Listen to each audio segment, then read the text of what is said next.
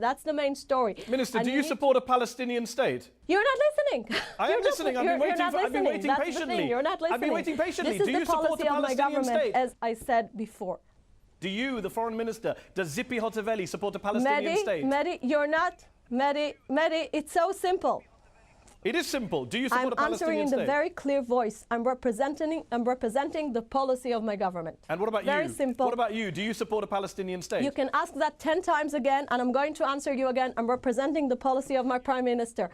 If you don't want to listen to me and to actually to touch the main point, do you think the Palestinians are recognizing my right to exist as a Jewish state? Okay, let me ask you this. Okay, let's move on. I answered you already. If you don't want to get my answer, it's your problem. Let's move on. So many people might say that's a good thing. There should be democracy in Syria. There should be an elected government in Syria. But they might also wonder, why are you okay with an elected government in Syria but not an elected government in Saudi Arabia? If the people of Syria get to choose their own rulers or head of state, why can't the people of Saudi Arabia choose their own head of state? Go and ask the people of Saudi Arabia, are you happy with your... Of course you can. No, it's illegal in Saudi Arabia to call for a change in the government, to call for the king to come I didn't say go and call for a change of government. I said go and call and ask the Saudi people whether they are happy with their system of government. How do I do that? What's the process? In any way you want. In any way you want. Opinion polls, anything. What about an election?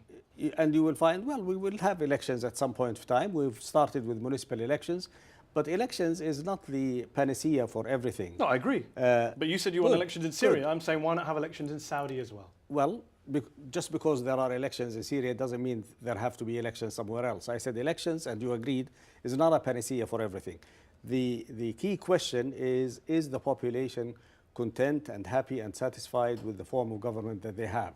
And I would like to claim that if you went to Saudi Arabia and if you conducted a survey in Saudi Arabia in any way, official, formal, otherwise, you will find a high degree of support for the system of government in Saudi Arabia. Isn't that partly because if they do say they don't want this government, they want another government, they'll go to jail? No. It's against the law in Saudi Arabia to call for a change in the system of government. But that's not the issue. The issue that is the issue. No, it's not. How can I, as a Saudi, say I want a different system of government if it's illegal for me to say that? I'm saying that if there was a way by which you can ask the common people in the street, anonymously, privately, anyway. It's called voting.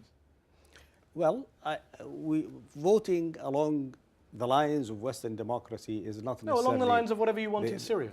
Okay, well, I mean, even that is not the solution for a system of government. What is important is the pact between the governed and the governor, the mutual acceptance. I can tell you that mutual acceptance is much higher in Saudi Arabia than in almost any other country in the world. When Egyptians rose up against Mubarak, Iran supported them. When Libyans rose up against Gaddafi, Iran supported them. When the Bahrainis took to the streets against their royal family, Iran supported them. But in Syria, when the people rose up there, you helped President Assad kill them. Why? Why can't Syrian revolutionaries get the same support from Iran that Egyptians, Libyans and Bahrainis have?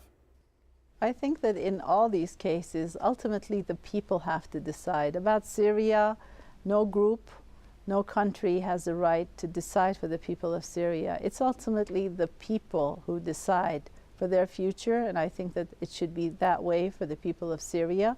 Unfortunately, we have terrorist groups, we have certain foreign powers arming terrorist groups inside that country, and that has been aggravating the situation in the past years, and this is something that has to be addressed.